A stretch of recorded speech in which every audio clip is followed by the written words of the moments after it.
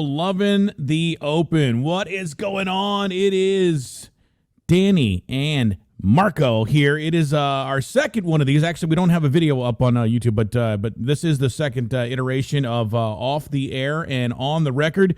And I'm super excited tonight because we have a radio legend getting ready to appear on our airwaves and make our lives much more better. I'm super excited about that. As always, my name is Marco. Been in radio for quite a long time, live on the radio in Toledo, Ohio right now. This is my sister. We're the brother and sister that are both on the radio. Why did you put Marco's sister in here? Well, I feel like that gives me a little bit of credibility, even though under your name it should be my sister got me my first job. So that's true. I got you into radio. So, but I haven't been on the air. Actually, this is my first time on the air. I've been on the air 3 years now in Frederick on the Key 103 morning show. So I've always been behind the scenes. So I kind of have a different perspective. Yeah, and the funny thing about our start here in radio, when I was 16, I got a job at Z104 in Frederick, Maryland, where you were a salesperson, and the only reason I was there was because of you. I always give you credit anytime I'm telling my story. But our guest tonight also worked at WZYQ in Frederick, Maryland. That's not the only place he worked, but he did work there. Yeah, he did. And that's really kind of how I came across him, I think, and we became friends, and but he's done some amazing stuff, and he's doing some really cool stuff now. So, can't wait to hear all about it. He's a radio legend. That's why we have him on our show here. Make sure you hit share, like, subscribe to our channel here. We only have a few subscribers, but we want to build this channel up to have hundreds and maybe even thousands of radio personalities that are all over the country. So if you like this kind of content and you like to see the behind the scenes of what goes on the radio stations with your favorite personalities, make sure you subscribe to our channel, as we will do more and more of these. Ladies and gentlemen, we are super excited tonight to have a radio legend, Lou Katz. We're going to take him off the air and put him on the record.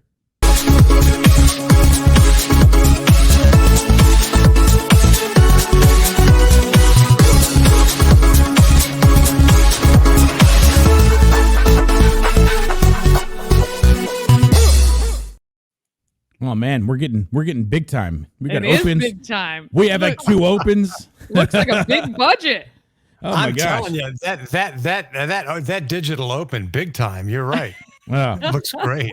Well, I am super excited, man. I'm kind of fanboying out because Lou, I am a super huge fan of yours. I have watched your career from afar. Grew up in Maryland, so you were super big on the radio. Number one, I'd just like to point out this is going to be the first, and I hope the only podcast that I do where our guest has a better microphone than I have.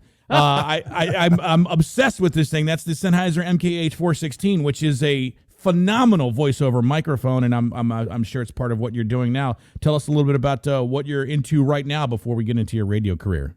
Oh gosh, I'm running an internet-only radio station out of my basement, and I've been doing it for just over 5 years. And it's a gold-based AC format. It's non-commercial. And it's got, as I like to say, a handful or two of listeners that are very dedicated. It's really just sort of an extension and hobby of what I started out in 1969 at my AM bedroom radio station many a decade ago. But obviously the technology has changed, but I have fun. It keeps me as busy as I want. And being retired, it just makes me feel like I'm sort of still in the business, but really not, Oh yeah, without the agony of waking up on Thursday morning and finding out your radio station is flip formats and you no longer are employed. I've had that happen a few times. Exactly. Or the management walking in, clearing out all the air staff. So you don't have to worry about that. Yeah, when they walk in with a manila folder and go, "You got a minute, Lou?" You got a minute, Lou? Yeah. Anytime you go in the HR ladies in there, oh boy, we got a problem. Yeah. So never good. Well, I am super excited. So I know you've been on the radio quite some time, like you just stated there. How is running your own radio station and doing all of the hands-on work? Do you like it? Is it something that I see a cart machine back there? You got an old school studio going. Well, I got an old school studio that you're seeing, but I have an all digital Wheatstone set up here that I got just before I lost my job from 97.1 Wash FM. And, the interesting part about running Hound Radio, which is the name of the station, and I can get into how I came up with that name later. But the interesting thing is, if I wanted to, guys, I could be in here 12 hours a day working. literally, Yeah. to keep the thing up to date, doing social media, Oh. doing being retired, I choose to put in some days a lot, some days not. So Nice. it's really, it's my thing. I've never designed it to make any money, so it's a money loser for me. Nice little tax write-off. But the fact is, I still feel like I'm sort of in the business. And on top of that, I have learned things that I never knew while I was employed. That's interesting. For example, how to build a website, how to run the backside of a website, how to put a podcast together, what I do with Arch Campbell, who was, world-renowned entertainment TV guy. Yes. And so I've learned all, doing a newsletter and a website. I mean, these things I had no idea. Music scheduling, clueless. I had no idea. Yeah. I was just a DJ, played what was on the computer. So from that standpoint, I have learned a lot in the 5 years that I've been running this thing. So that's it. That's awesome, man. Well, I'm loving every second of this. Let's get into your radio career. You're a legend. I grew up in the Baltimore, D.C. area. You were all over the airwaves. You worked on some of my favorite stations. Give us a little quick rundown of the stations and how you got started at your first one, and then go through your resume real quick. How long is this? I'm not going to bore you with all the stupid details. All I can tell you from the get-go is I was very lucky to spend 99.9% of my time in my hometown. I started out in high school putting together a radio station in Montgomery County at John F. Kennedy High School, which was an offshoot of my first radio station, WL. The picture you got there right now is WJFK, which was the high school radio station for John F. Kennedy. It was 840 AM and 90.1 FM stereo. Nice. Thank you, Mr. Microphone, for getting us the FM signal. Anyway, it was a fun thing to do. I got kicked out of the house, and my parents said, enough with this noise and this basement radio station. Either you turn it off or you get it out of here or you send it to a friend. And I talked the principal into allowing us to incorporate it into the morning announcements at the high school. So I moved all my homemade gear into the high school. Wow. And it was a big deal for many years, long after I graduated in 72. So it started out that way. And if you skip everything in between, it ended on November 1st, 2017, when I got handed my walking papers after 17 years at 97.1 Wash FM. So, well, it's an incredible career, and that's filling the holes, but I don't know. Yeah. Well, you got to be excited, or at least, you left an imprint on the high school, taking your stuff in there and actually starting the radio program, no matter how long. That's a nice legacy to have, behind. Yeah. I mean, it was really cool. And in years after I left, I understand that the school system had granted money for actual studios with glass windows and real equipment for the students, new console and different things that they were able to get. And it really lasted for many years, I think well into the 80s. And possibly the early 90s. And it was great. I mean, I really learned a lot. As a matter of fact, I had running the high school station. We were sort of like, I like to say we were associated with WWDC 1260 AM, which at the time was an MOR station. And the FM was just simulcasting, which is, of course, now DC 101. And I got in contact with the program director and the general manager there. Now, mind you, I'm in high school. And I said, I'm running this little high school radio station, and we'd like to carry your ABC network top of the hour news.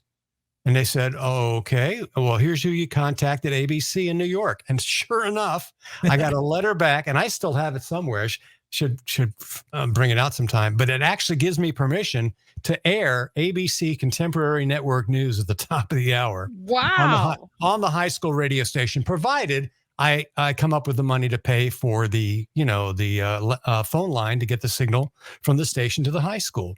And I went, well, we don't have any money for that, but I can just simulcast it off the station, which is what I did. So there you go. And so let's fast forward now to 2023. Hound Radio, I run ABC top of the hour news. Do I have permission? No. I steal You got a letter, though. You got a letter. I got it from 72. Is it still good? Can I still use this? I got permission 50 years ago. Yeah, Don't worry there was no expiration date on that. So until I get a cease and desist order from ABC, I run it off a tune-in and I record it and I play it on the Hound. So there you go. That's awesome, man. That is incredible. It's, So you crazy. knew you wanted to do radio. So I got into radio when I was 16. I was hanging out at Danny's radio station and fell in love with it. Knew right away. As soon as I graduated, I walked across the stage and I started my first overnight show, which was at 98 YCR in York, Pennsylvania, right the day after I graduated. So you sort of knew the same thing. It sounds like that you wanted to do this forever. Yeah, I did. I was very, very lucky. As a matter of fact, I went to the University of Maryland right after high school. And in my second semester of my freshman year, I was offered an all-night show at 1390 Weem, which at the time was sort of a dying AM top 40 station based out of Arlington, but a station that I grew up listening to as a kid. So it was a real trip. And I got that job and I was 19 years old and I was doing all nights. And that's sort of how it started. And, I did various stations part-time. I was really determined, guys, to be sure that I didn't move around the country for my career. And that was mostly guided by the fact that my father had some health issues, family issues, and I did not want to travel and I wanted to stay in town. So over the years, I wasn't always on the air. I was an engineer and board op for NBC on Nebraska Avenue, Channel 4, and worked in the radio division. I did radio promotions for many years at PGC. I was also on the air. So it really wasn't until 1990 when Q107 signed off and flipped to Mix 107.3 had I really gotten my first, long time on-air gig. And I did PM Drive there for 10 years. Wow. And then I was courted to go over to 97.1 Wash FM. And that's how the last 27 years of my 47 in the business sort of went. Wow. 47 years. Mm-hmm. Yeah, the things you've seen, my friend, the things you've seen, really. It's what a career. Well, can you tell us a little bit of, you started in the 40-year span there, how has radio changed? I mean, obviously it's changed a lot. What is the biggest change that you've seen in that amount of time?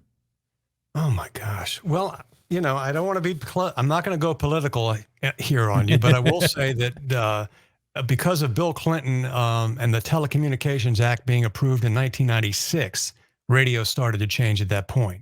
And that was, of course, when all of the operators were allowed to start buying radio stations left and right. Because, maybe you don't know, but for many, many years, for decades and decades, they had strong restrictions on how many stations a company could own in any particular market, AM and FM. So once that was lifted, the gates started just flooding with all the mergers of AM and FM and Clear Channel and all of these things. And once that happened, it just became a business of bean counters and not broadcasters. And I'm sad to say that's where it is today. And I'm glad I'm out of it.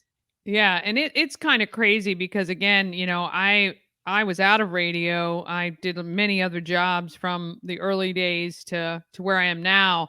Just the difference in how personnel are treated, just that it's, you have so many voice trackers and people who aren't even live. And it's kind of sad that it's gone away from the big personalities. They really don't exist anymore. Just the people you fell in love with. It's really hard to come by.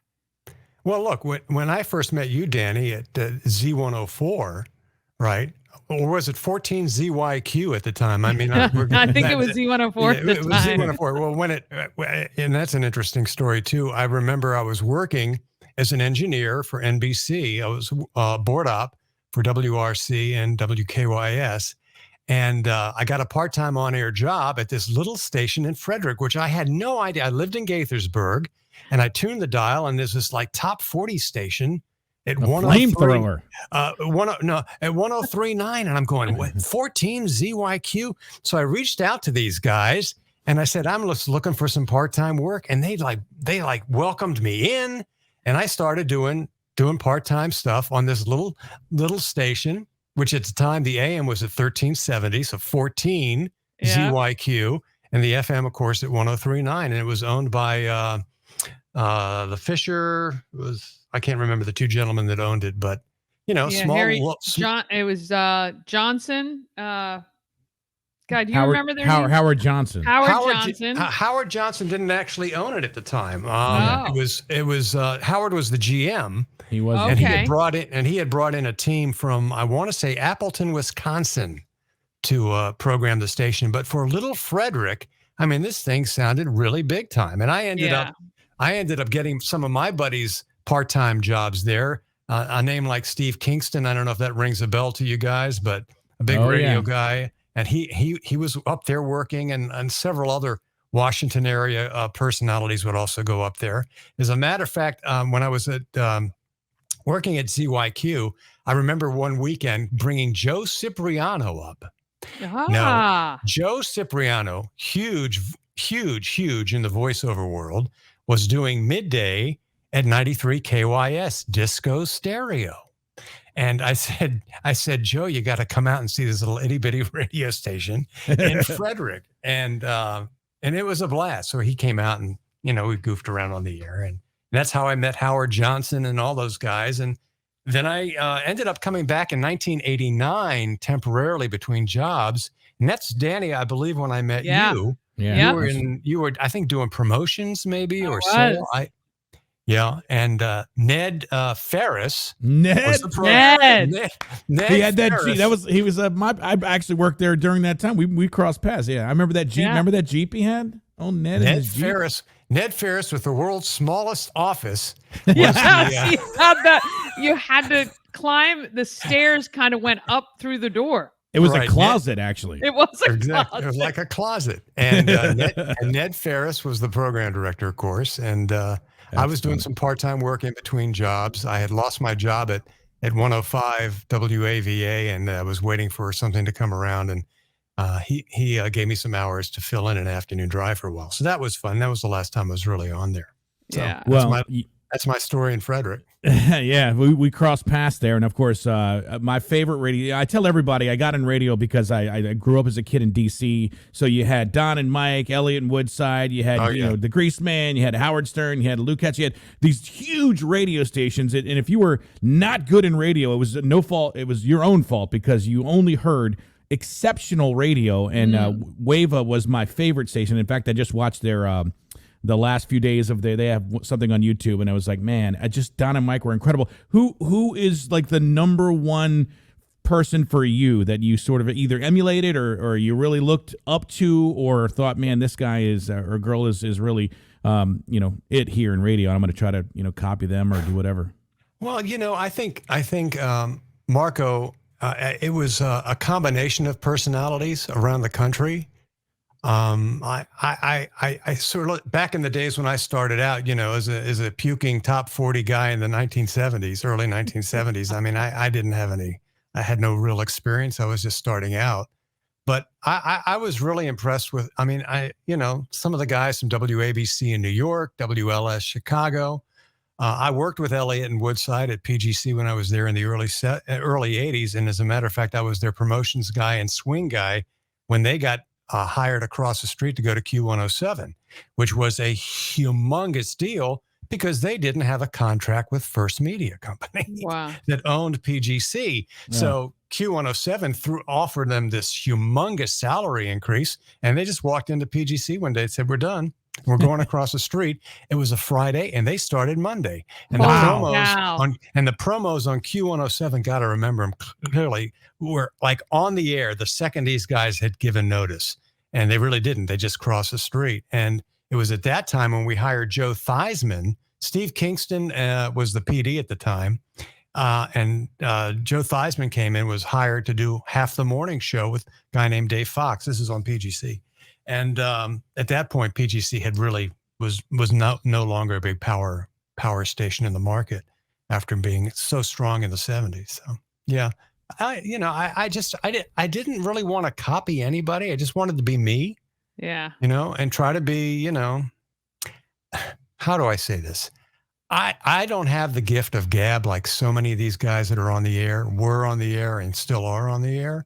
And I won't say I was a liner jock, but I was always from the school of quick, be on, be gone, make the point, and be done. Yeah. And to be perfectly honest with you, towards the latter part of my career, when management was encouraging me to do more and more personality and family stuff. I didn't always feel comfortable doing it, which may have led to my downfall at WASH, because I always felt it's not about me on the air. it's about them or it's about you. You know what I mean? Right. Yeah. And one of the early things I learned, guys, was you never say everybody. Mm. Oh, yeah. And it irks me when I hear even anchors on TOP will say, "Good afternoon, everybody." Yeah. No. It's good afternoon or good afternoon to you. Yeah. You know, got plans with your family? It's always been one-on-one. Yeah. So for me to open up and be more personable and stuff like that, I had a really hard time adjusting to. And luckily, my partner, Chili Amar at Wash, was able to pick up a lot of that slack. So I was really more of the, I don't want to say the time and temp guy, but she would really sort of love the conversations and whatever. But that's me in a nutshell. That's awesome. Well, take us back to your very first broadcast on the biggest station. Like, when were you the most nervous on the air, and how did that go? And do you remember anything specific from? Gosh, yes. Well, my first big break was this job at WEAM, and because of the FCC requirements that had to make sure that somebody was watching the transmitter readings and all of these things, they had a state studio in the building in Arlington in the basement, right next to where the transmitter was. So the all-night guy had to take the meter readings and do all of that. And I do remember that I was drinking, literally, guys, Pepto-Bismol from being so nervous. Because now this is a station, right, that I grew up as a little kid in Alexandria, Virginia, listening to. And here I am, I'm actually on this radio station. Like, how friggin' cool is that? I'm 19 and I'm what? I was getting paid $165 a week for 6 days, and it was just amazing. One night I did wake up to the sound of the cart machine requeuing. I had fallen asleep on the air, and one of the cart machines went clunk, and I looked up and I went, "Oops!"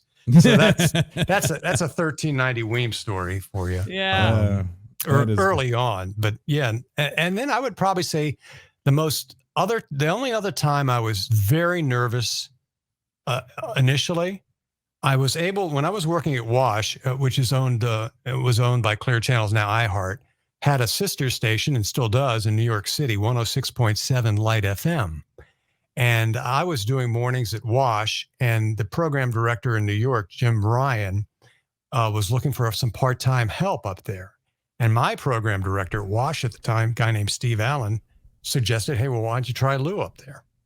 And I did, and they hired me to do part-time fill-in on the weekends. And this is the #1 station in New York City, remains the #1 station in New York City. Yeah. And I used to go up there because my wife's family is from New Jersey, so we'd go up for holidays and Christmas and Thanksgiving. And I was the perfect person to fit in. So the one shift they give me on my very first day on 106.7 Light FM is a Saturday midday. Oh, man. A Saturday midday. That's the moneymaker.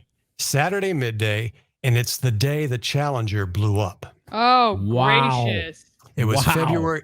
It was February for, I think it was February 1st or 7th, 2004.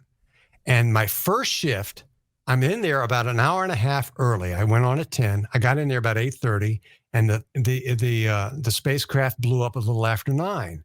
And Jim Ryan, the program director, I hope I'm not boring you with this, but this is incredible. Jim Ryan says, "Lou," and he says, "You got to play like newsman for your first shift." Sorry, buddy. I said, "Yeah." I said, "What do you want me to do?" He says, "Every break, talk about it, read some stuff that you can get offline, and just keep people informed. They're all going to go to the all news stations anyway, but still make it sound like we're sort of still on top of it."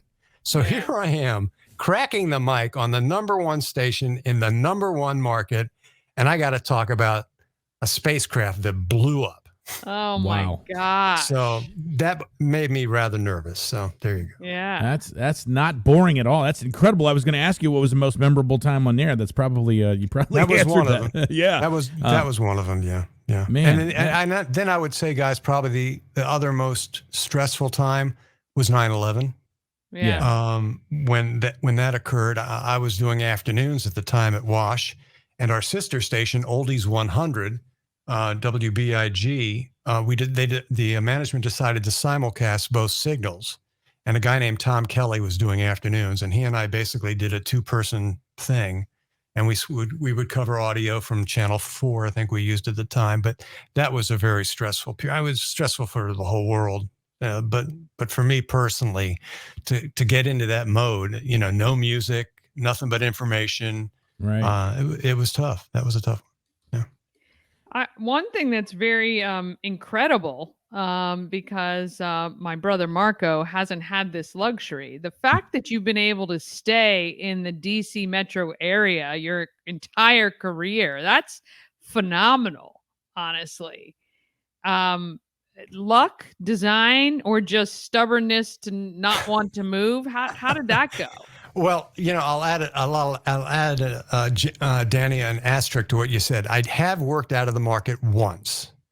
I was hired when I was at PGC and doing promotions. I was hired to be the operations manager for KC 101 New Haven and their AM station.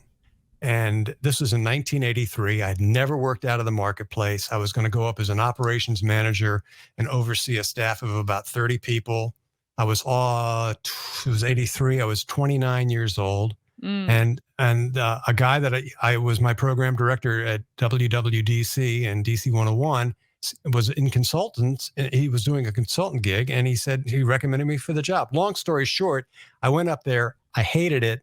I hated the management. I hated the ownership. I didn't do enough homework on the owners and the other people, or the GM.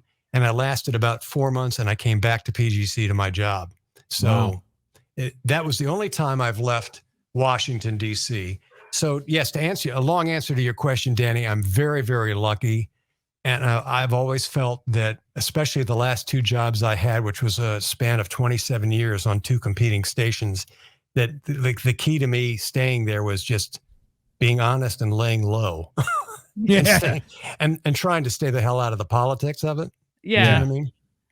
Well, and just be myself. So yeah, being on so long and touching so many people, Lou, has a caller or a listener ever affected you deeply with their story or a reaction to your show or something you said? Do you have any stories, something like that? I can't. Gosh, guys, I'd have to think about that in particular. I do remember that when we would get requests for tours of folks that were listening, P1s, people that listened to the stations, either it was a mix or wash, and they had a family member who was going through health issues or autistic, or just people that were not, how do I say, not up to speed when it came to understanding fully how the radio business worked, and they wanted to get an inside look at it, if that makes any sense. Mm-hmm. And to watch these people in the studio sitting across from you as you're doing your show, and their mouths are dropping open, going, my God, and they had the headphones on and they're listening. How do you do this? Yeah. And it just really hit home those few times when that's happened. Because people, they don't really know what really goes into what it takes to do all of this. The average listener, I don't really think knows. They don't know all the behind the scenes stuff. And to this day, I just recently, an autistic gentleman, we did a Zoom here, not live on the air on Hound Radio, my internet station, but he wanted to come by and he wanted to see the station. And I said, well, it's probably best to do it by Zoom. And he had his parents on with him and all, and it was great. And it really made an impression. And I just remember when I was young and I first got my look at a radio station before I was working, to go in and watch the turntables spinning and the meters moving and I'm like, wow.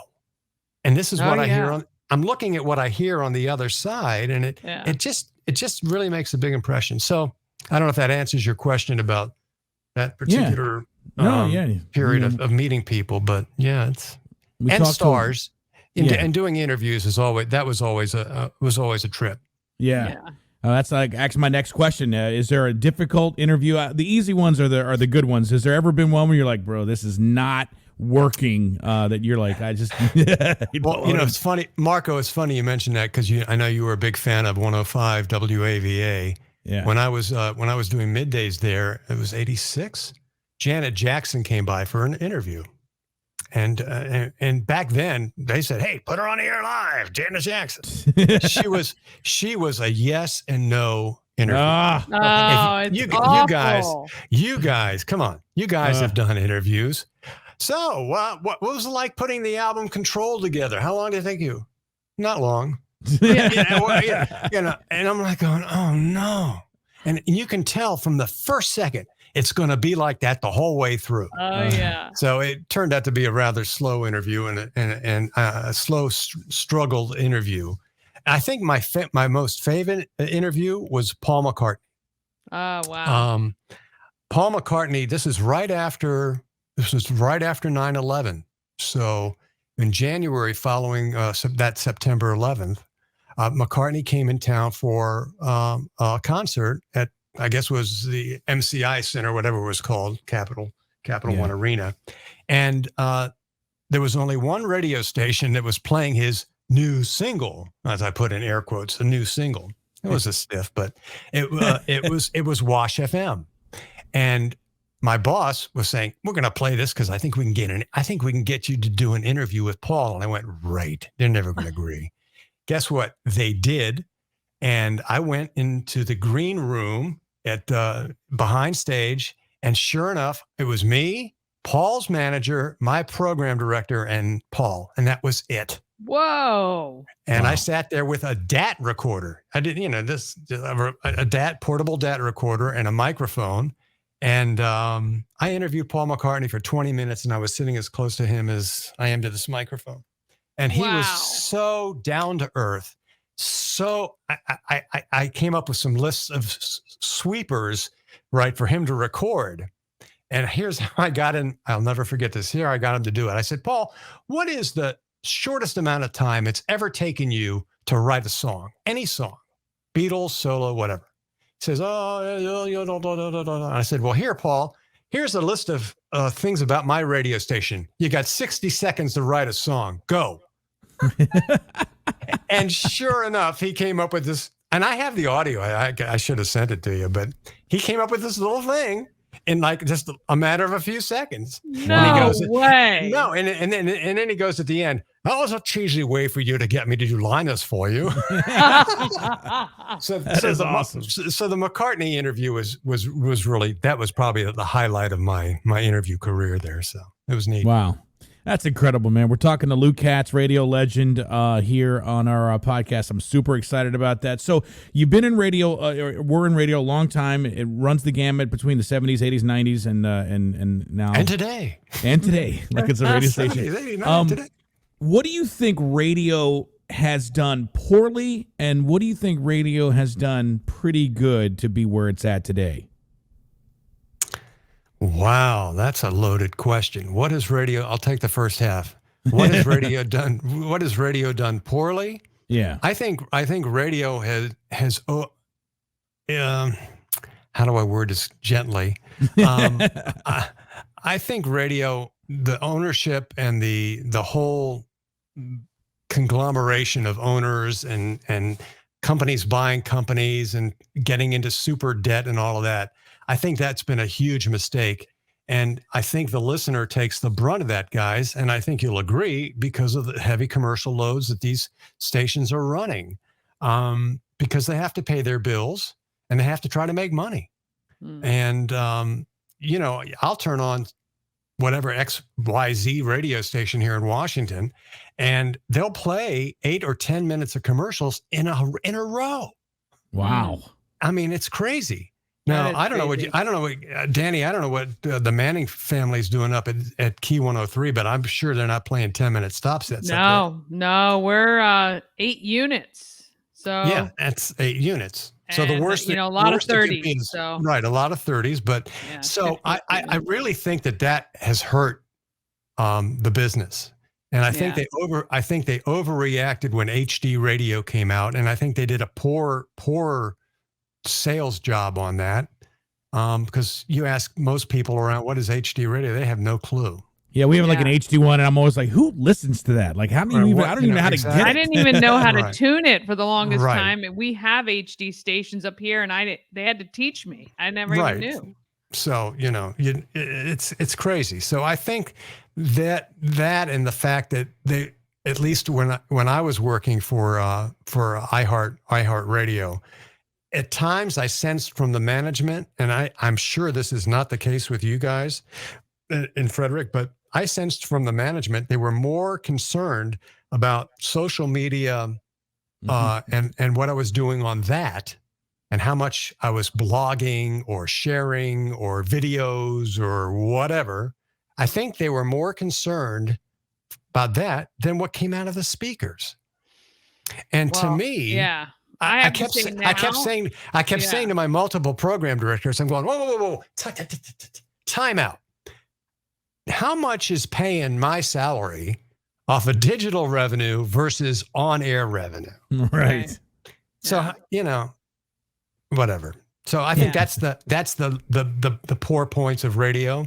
Yeah. I think the good part about radio is, and let me add one more thing to the bad part, and then I'll go to, then I'll go to the good part. Yeah, no, we got plenty of time. We're not on any time limits here. So no. Well, here's the thing. I think radio has constantly shot itself in the foot because they do a terrible job of selling the radio itself. And here's basically what I mean. The stations will run promos about all here's what we do. Here's what, blah, blah, blah, blah, blah.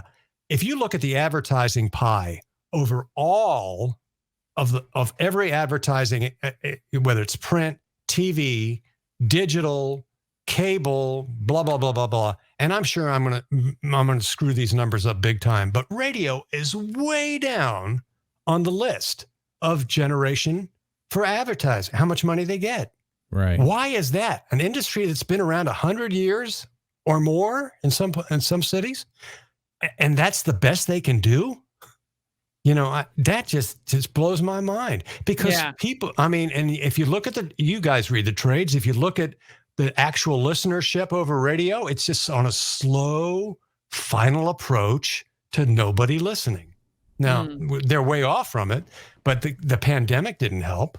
Yeah. And stations now are still trying to get back to the listener levels that they had prior to the pandemic. And that's just not happening in really any markets that I've seen. So that's the part that I think that radio's done a bad job of advertising what radio is all about. So there's that. Yeah. Now the flip on the good side, I think you find a lot of personalities doing a lot of stuff in the community, especially in smaller towns like Frederick.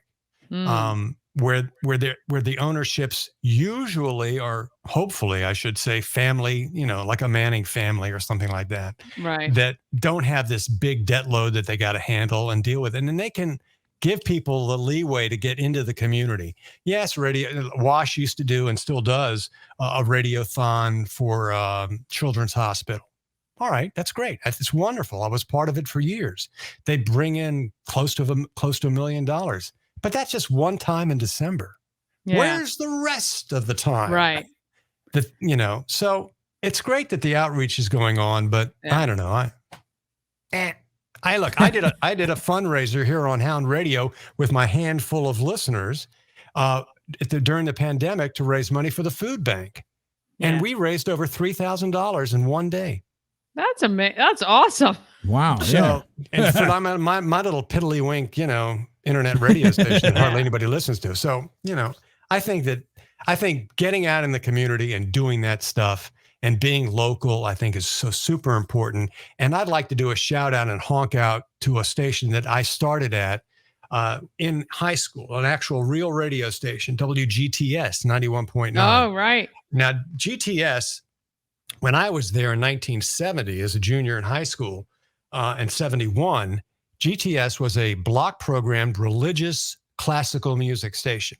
Over the decades, it's changed and changes. Now it's contemporary Christian music, all non-commercial because it's at 91.9.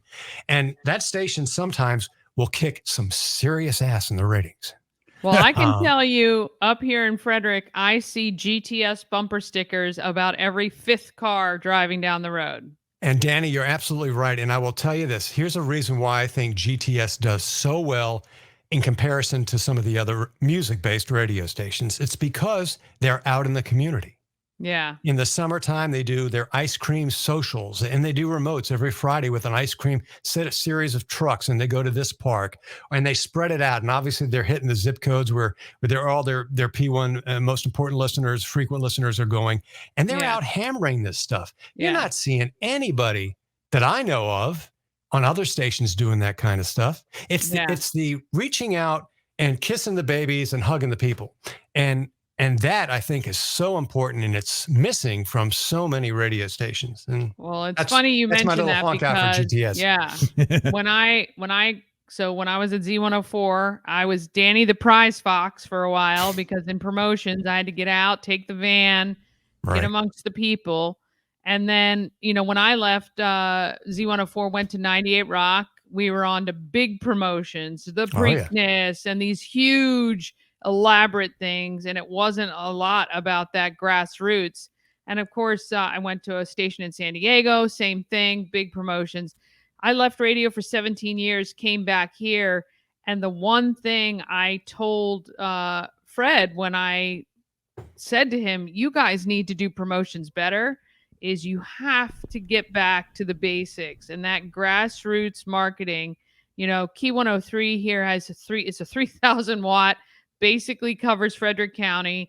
You can get it a little bit when you head down the road, but yeah, if you're not out amongst the people and exactly what you say, it's all about you being the listener. It's one-on-one. I think that's they have to get back to that because there was a reason that was so effective, and I think people yearn for that. So they do, and I'll talk about an interesting personality. You mentioned Marco earlier about Don and Mike. Yeah, I've known Geronimo since PGC days back in the early to mid '80s, early '80s, and so he and I have a long history, and we go way back. And when I remixed, I was working at WAVA doing promotions. I was a promotion guy and doing swing and different things before I went on full time. And Geronimo was hired to do afternoon drive on Power 105 WAVA. And it was great to have him back. And he, of course, was there, and they hooked up with Mike O'Mara, and the rest is history. Went to 106.7 WJFK and lasted years there, made 7-figure salary. I mean, they hit the big time. So 2 years ago, iHeart decides to bring Geronimo back to Washington, right? The big 100? To big 100.3. Yeah. Well, guess what? How many people here in Washington are going to remember who the hell Don Geronimo was from those days? There's going to be some, but Washington's a hugely transit city. Yeah. And, and I'm back. Well, who are you? Do you know what I mean? Yeah. And that they did this whole campaign. Geronimo's back. Okay. How about the majority of the people who don't know who the hell Don Geronimo is? Yeah. I think a marketing mistake. You know what I mean? Yeah. I call me wrong. And I love Geronimo. In fact, I got together about 2 months ago to see him for the first time in years. Oh, nice. And it's just a hugely talented guy. But from a marketing and management standpoint, I don't know if I'd have gone that route with it. You know what I mean? Yeah. To rely on the fame you had, I think, it's a little bit short-sighted to think that you're right. There are some fans that would know that this was happening, but not a lot. So yeah. Well, that kind of segues right into my next question here, to use a radio term. So talking about promotions, what is the biggest and best promotion you've ever seen a radio station pull off, Lou? And what is the worst? Wow. Well, I'll tell you a promotion that I was involved with for many, many years. Q107 was a sponsor for the Beach Boys concerts down on the mall at the Washington Monument. Q107, Beach Boys. It was like a peanut butter and jelly sandwiches went together for many, many years. And I was doing promotions at WAVA, 105 WAVA at the time. And I had gotten word through some connections that the Beach Boys weren't completely happy with Q107's handling of an upcoming 4th of July. So I went and got a hold of the Beach Boys management and general manager, and sure enough, we stole away the Beach Boys from and Q107 and 105 WAVA. They were like banging heads together, and I think B106.7 was maybe just the third wheel in the market. But anyway, it really devastated Q107 from a promotional standpoint. And I remember standing there in the trailer, watching hundreds of thousands of people before the fireworks for this Beach Boys concert. We were broadcasting it live on WAVA, and I just got I had such a big smile. And then that was the last year that the Park Service ever allowed a concert like that on the mall, and it was because it was huge. So that was a big promotion. Probably my worst promotion. Whew. Oh, guys, I never had bad promotions. Come on. Not you necessarily. I just meant like the radio station, but yeah. Yeah, I don't know. I think about when I was at PGC, and one of the they still do it apparently to this day. The Chesapeake Bay Bridge Walk. Are you familiar with that at all? Yes. No, but I rode a motorcycle over the Bay Bridge, and that's about as dangerous as you could possibly. I can't imagine walking on it. That sounds terrible. You know, I was just over on the Eastern Shore about a month ago, and some locals were telling me, yeah, they still do this, but it was a big deal from a promotion standpoint for many years back in the 80s. So I decided, as PGC, because they had no radio station sponsor for it, so I decided, hi, Wolfman, I'll have to tell you that story. And so I remember saying to the management at PGC, I'm going, why don't we brand this as ours? Let's just call it the WPGC Chesapeake Bay Bridge Walk, and we'll have all these people ride on our own buses that we're going to bring. So it was really a great event until all the logistics fell apart, and it turned out to be a bad disaster. So that's one of the ones I sort of prefer not to remember. The Wolfman Jack, I got to tell you that story. Yeah, that picture was from that picture was from 1977, maybe. Can we put it back on, Ash? At WWDC, I was doing the afternoon show from 3 till 7, and the word was, because Wolfman Jack was promoting his show, the Midnight, forgot what it's called, and he came, so he had a cigarette in his hand. But there I am. I was pretty young back then. Those are some nice, you have some Koss headphones there, huh? Oh, yeah, he's using the Koss Pro 4 AA's. And so Wolfman came in, and we did an on-air thing live, and it was just total hoot. I have an air check of it too, but he was really fun. And then he'd go over to the hall to DC 101 right across the glass there and hang out with those folks. So it was fun. Well, there's a radio legend right there. That guy is one of the pioneers of radio. See, that's a legend. That is a legend. So yeah. When you think of legend with Lou, just say it's Lou. L for Lou, not legend. That guy was a legend. Well, not for me. It's funny because we all have a little catchphrase, but the LOO show, I mean, that's one of my favorites. And you really you put your imprint on the city of Washington, and really on the radio. You connected with listeners, and you kind of touched on it a little bit earlier, and I'd love to kind of go back to it in a minute. But sure. Being able to be funny, articulate, have a point between records, I think that's a dying thing. There's only a few people that can do an afternoon show that moves. So you're still, it's not like this is this and this is that was this. I mean, you really are doing good content in small amounts of time, and that's an incredible talent. How did you hone your skill doing that? Have you always been able to be concise and funny and all in 9 seconds? 9 or 19, depending on the song intro. PDs, program directors over the years, really beat it into my head, and I really did pay attention that, less is more. And this is even way before that term, less is more, was the term.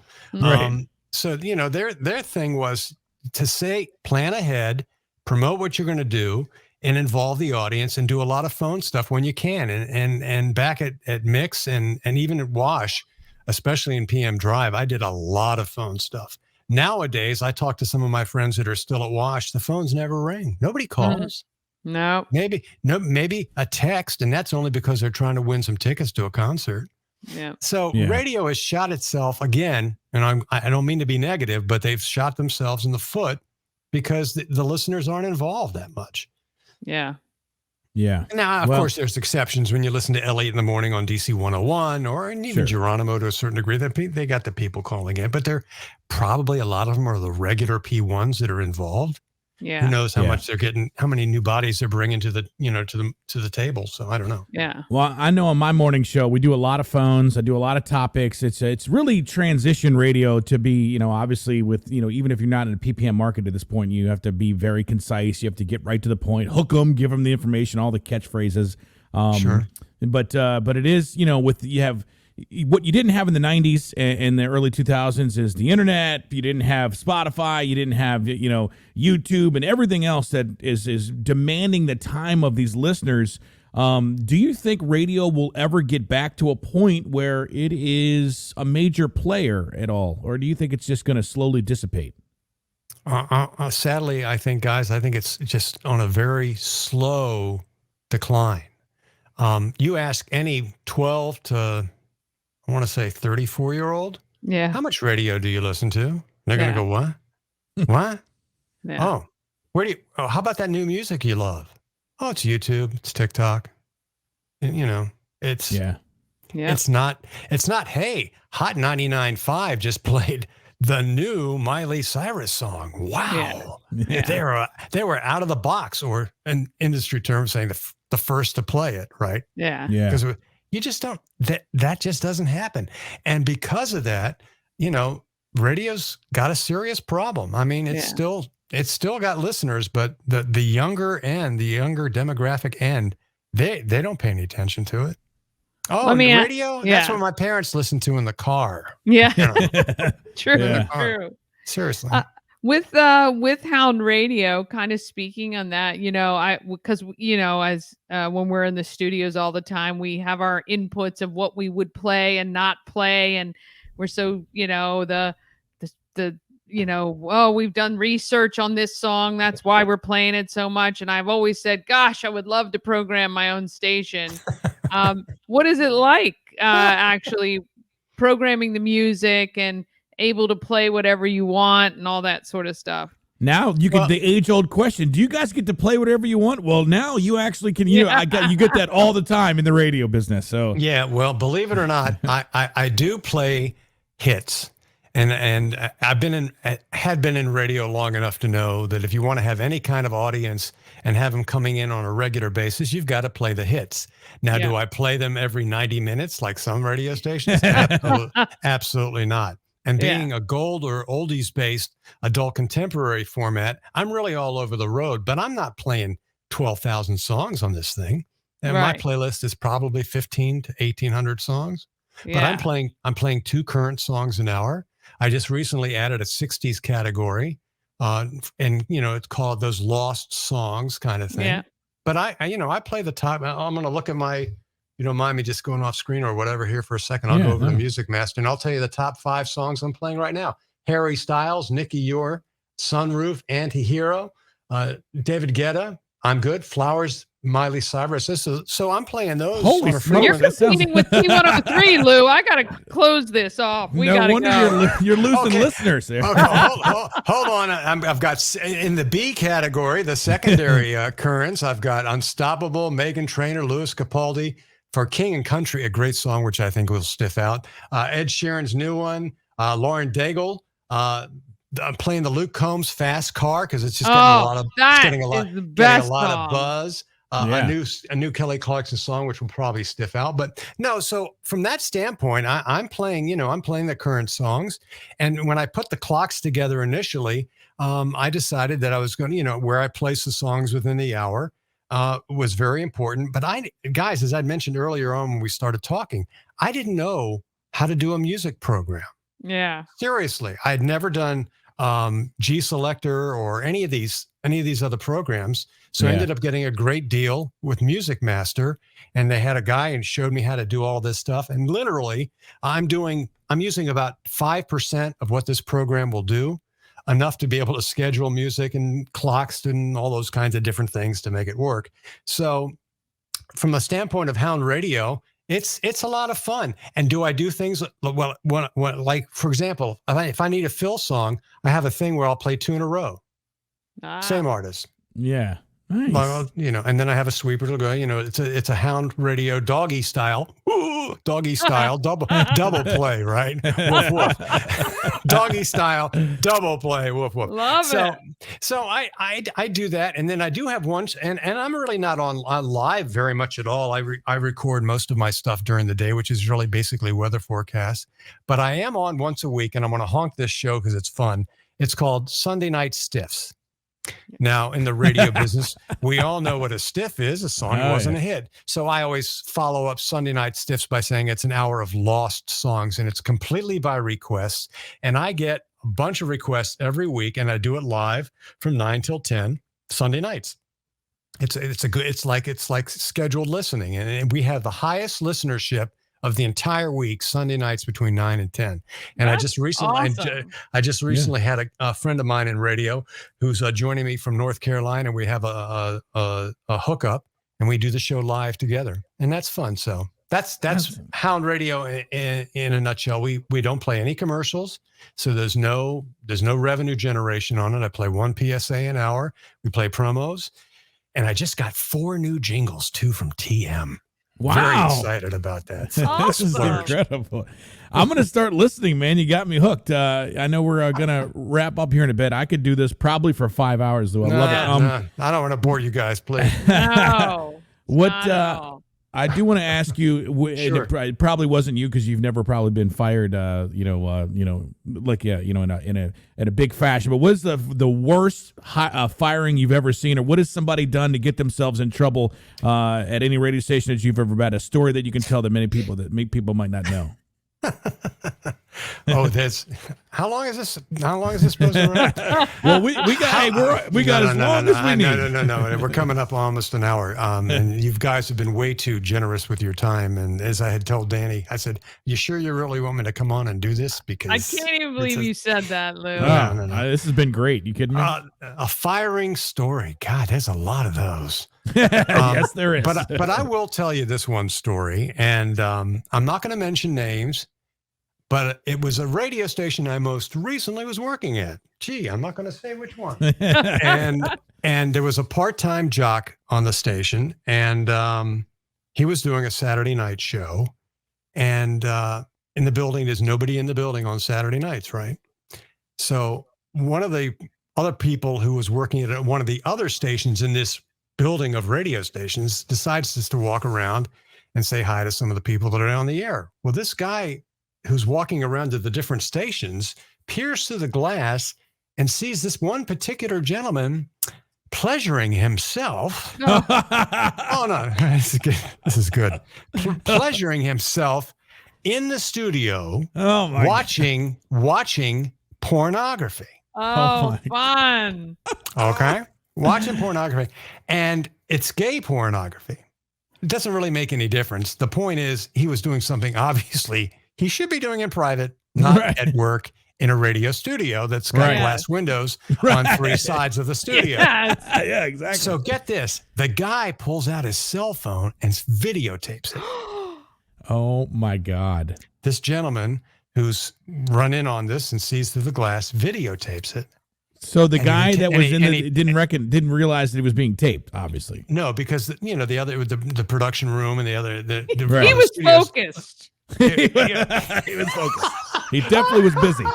Yeah, he was busy, all right. He was not looking around at the other studios. Trust me. Right. Yeah. And this guy took the video and took it to management.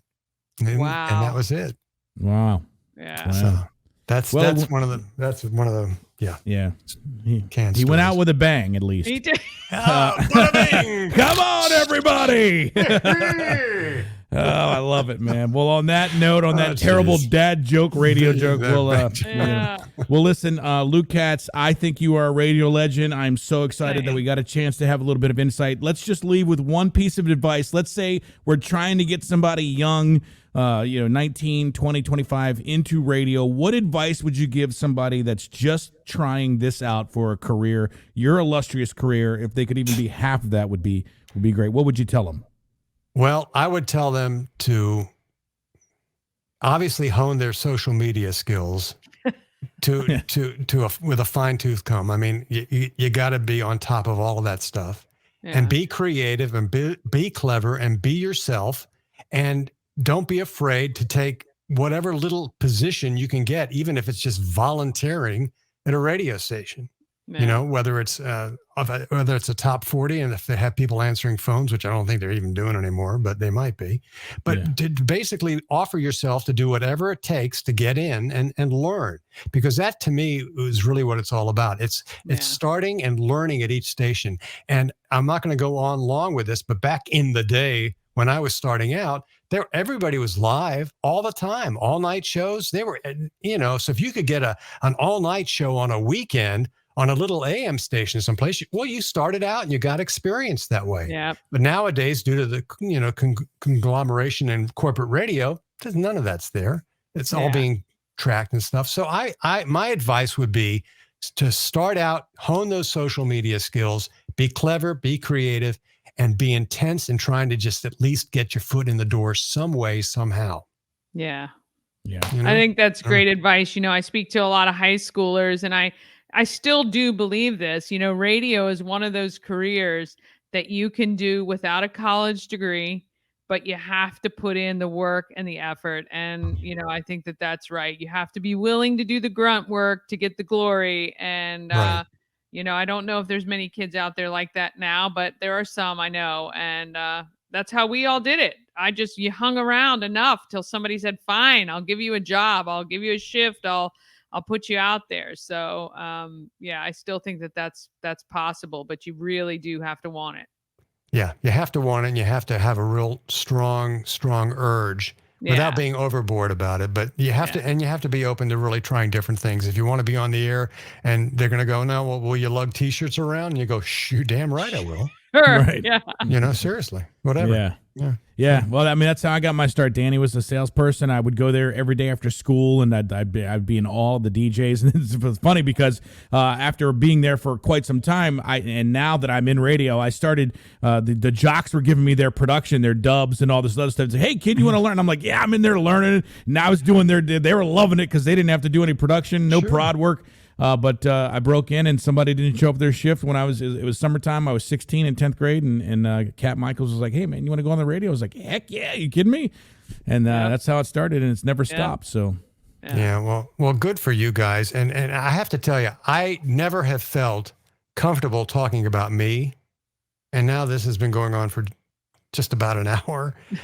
And I hope I answered your questions, and I hope I gave you at least a little insight into my background and my history and my thought patterns and processes. But again, I've never been the one who's like wants to I've always been my worst own enemy when it comes to advertising myself, because that's just not my personality. And that's why we love you, Lou. And that's why. This has been a real ball. It's been great. Yeah, you're humble and you're a great person in general, but also just fantastic. Take it to somebody when I was 14, 15, 16, grew up listening to you. I'm a big fan. I couldn't wait to do this interview, actually, because you just, you never know when you're on the air and you crack your mic what kid is out there listening. And I remember specific breaks because I'm just that way, but I remember you at 105 WAVA, and that's just, to me, it's great. And so don't sell yourself short, man. There are people going to watch this and get a lot out of it. So I just want to add one more thing, and I don't know if this has ever occurred to you guys, and maybe since you're still on the air these days, but I have never opened the mic for the first time on a shift and never not been nervous about it. Yeah. Because you just never know who's going to be the other end of the cable. Yeah. You just never know. So yeah, absolutely. It's great. I agree. Have fun. That's what it's all about. Have fun. Yes. Absolutely. All right, ladies and gentlemen, there you go. Off the air and all the record, Lou Katz, a radio legend in the DC area, and so excited to join us here. Any parting thoughts, Dan? Well, I'm going to make Hound Radio on my favorites list. And I'm going to be listening on Sunday nights at 9:00, even though I have to get up early on Mondays. It's all good.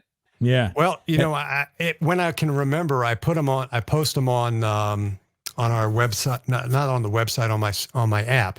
And we have an app. We have a free app, and we're on Alexa and the whole thing. So Wow. And listen, Love I know it. you're not great at social media, but once we put this on YouTube, I want you to share this link for you so people can get to know you and watch you on your on your website. I will. And Marco, anytime you want to rent this the Sennheiser, Oh I'll my cut gosh. you up. I'll cut you a good, Dude, I'll cut you a good deal, buddy. I've been staring at that mic. In fact, I was like, "Where's that plugged in at?" I didn't know you had a little end piece on it there.